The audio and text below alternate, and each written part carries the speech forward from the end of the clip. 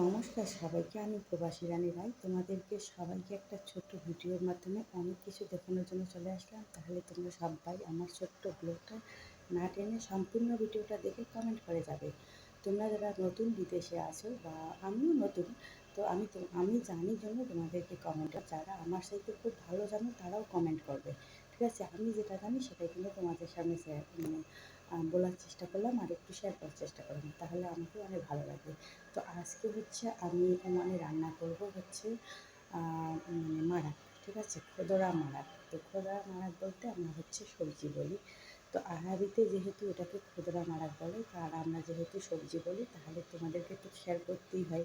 যেহেতু এখানে আরবি আছে আর এখানে বাংলা ভাষার সাথে তরকারিটার সাথেও আমাদের কোনো মিল আছে, এই জন্য চলে আসলাম আজকের ছোট্টগুলোকে। তোমরা যারা এখান থেকে দেখছো অবশ্যই কমেন্ট করবে, আর ভিডিওটা কেমন লাগে অবশ্যই কমেন্টের মাধ্যমে জানাবে। তো দেখুন, আজকে তোমাদেরকে আমি বলছি আমি কী রান্না করছি, আর এই তরকারিগুলোর আর এই নাম কী কী, আমরা বাংলায় কী বলি আর হচ্ছে মানে আরবিতে কী বলে। তো যাই হোক, ভিডিওটা না টেনে আর বেশি দূর না নিয়ে গিয়ে আমরা ভিডিওটা চালু করে দিয়ে দেই। আচ্ছা দেখো তাহলে, এই হচ্ছে ওমানের কিজবারা, আমরা যাকে ধনিয়া পাতা বলি।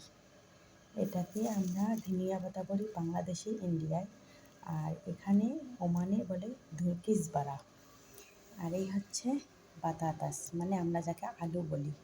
আমরা কিন্তু আলু বলি, আর ওমানে কিন্তু আলু বলে না, আলু বলে হচ্ছে বাতাতাস বলে। আর এটা হচ্ছে টমেটো, যার নাম আরবিতে হচ্ছে বান্দুরা। আর আমরা কিন্তু একে বলে মানে আমাদের যেমন আলু, সবাই আমরা আলু বলি, তো এখানে সবাই তামাত বলে, কেউ তামাত বলে, কেউ আবার বান্দুরা বলে। আর এটা হচ্ছে মরিচ, আমি অর্ধেক অংশ কেটে নিয়েছি।